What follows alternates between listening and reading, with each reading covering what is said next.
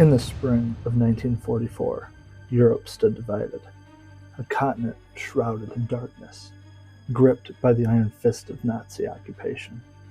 From the Arctic Circle to the shores of Spain, Hitler's fortress Europe seemed impenetrable, anchored by a massive line of coastal defenses known as the Atlantic Wall.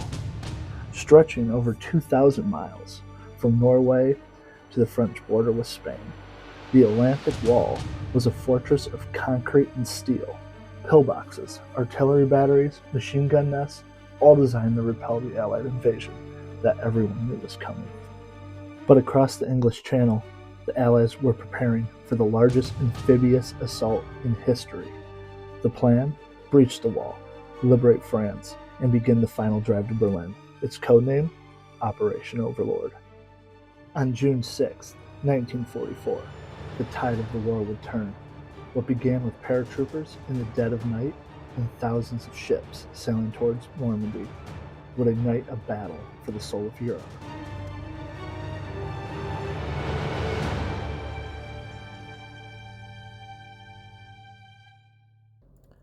For this battle, we're using the bolt-action Ruleset by Warlord Games, the new version 3.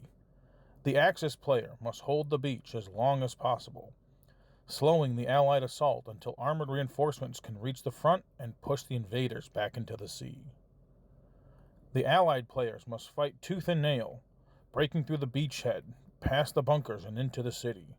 Their objective: move at least one beach unit all the way to the bridge. For the Axis, victory lies in reversing the tide, sending armored units from the city back across the battlefield to reinforce the coast. Our game begins under the cover of night, as the Allied paratroopers descend over the French countryside, while scattered by flak and high winds. Most units landed close enough to secure key positions in and around the city. By dawn, they dug in around the vital bridge, forming a strong defensive line. As the German armored units began to mobilize, they quickly found themselves stalled. For now, the airborne are holding strong. Meanwhile, on the coast, the Germans were slow to react. Poor communication and hesitation at the command post meant that when the Allied landing crafts came into view, there was little organized resistance. The first wave hit the sand almost untouched. Under only scattered small arms fire, it's an incredible start for the Allies and a costly lapse for the defenders. Turn 2, and the city remains a fortress. The Allied paratroopers continue to lock down key positions, creating overlapping fields of fire and cutting off every route of approach. German armor probing the outskirts is met with deadly precision. Nearly half of their initial force has been knocked out before reaching the center of the town. Back on the beach, the story is much the same. The Germans are still reeling from their sluggish response. Allied troops pour ashore, largely unopposed, and now the D.D. Shermans are in the water, making their push toward the beach. With armor en route and boots on the ground, the Allies are gaining momentum. Turn 3 marks the first major swing in momentum. In the city, the relentless defense by the American paratroopers is beginning to crack. After hours of holding firm, they're stretched thin, outnumbered, outgunned, and exhausted. German armor, once stalled, is now pushing forward with force. Block by block, they're beginning to carve a path through the city's defenses. At the shoreline, the defenders have finally awakened. German machine guns roar to life, cutting through the surf. Mortar rounds crash down on the sand, sowing chaos among the landing troops. Anti-tank troops open fire on advancing D.D. Shermans, but the glancing blows and the hasty aim do little to slow the armored push.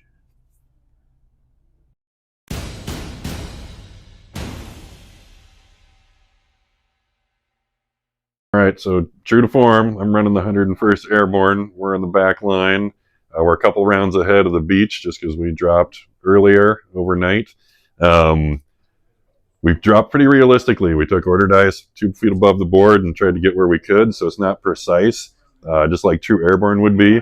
And we tried to bias our anti-tank stuff kind of forward, and that worked well for the first 3 rounds. But now we're in round 6.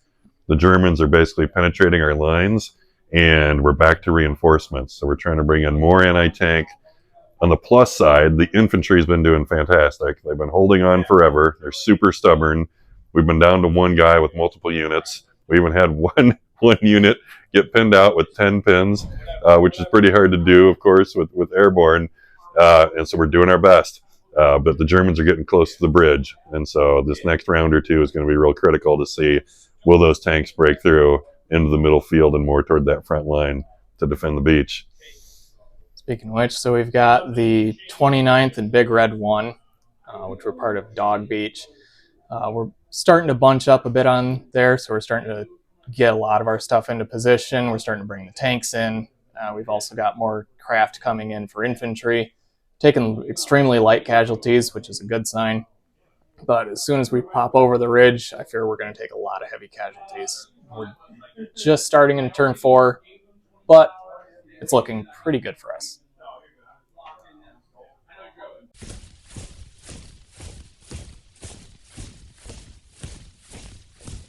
In the city, trying to relieve the Germans has been, the airborne are tough, and we've struggled to secure the bridge at the other end of the table. It took us 6 turns to get halfway up, but we are making the right direction. We have all our armor is moving up, and I think we can do it. Yeah, on the coastal side, on the beachhead, we are still holding.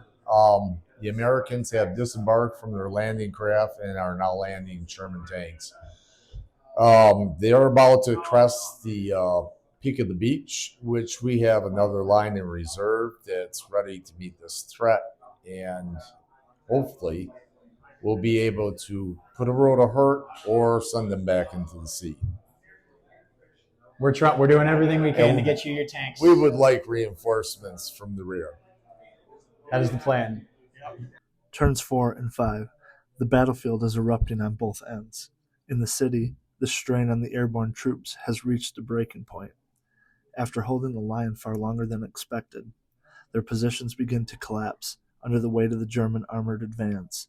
Street by street, the defenders are overrun.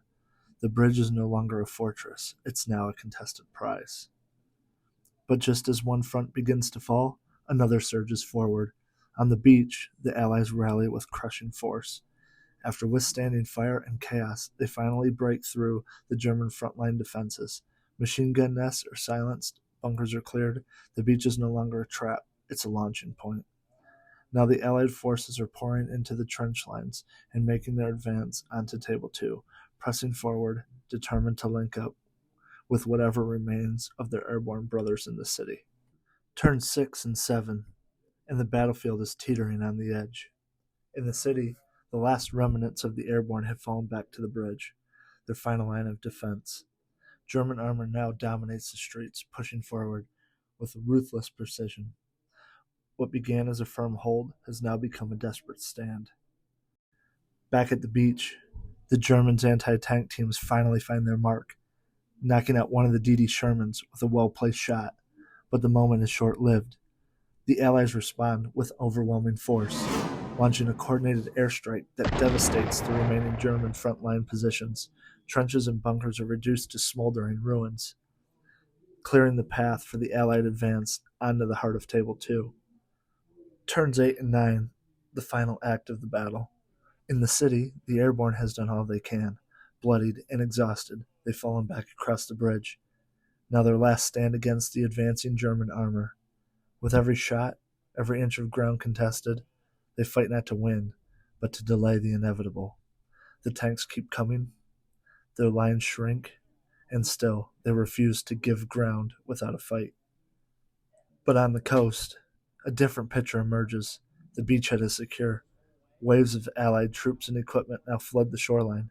Sherman tanks, infantry squads, heavy guns, all pouring in for the next phase of the offensive. And this is where our wargame comes to an end.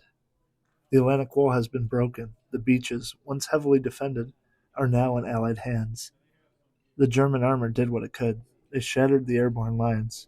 They crossed the bridge, but it was too late. The paratroopers had bought enough time needed for the Allies to advance.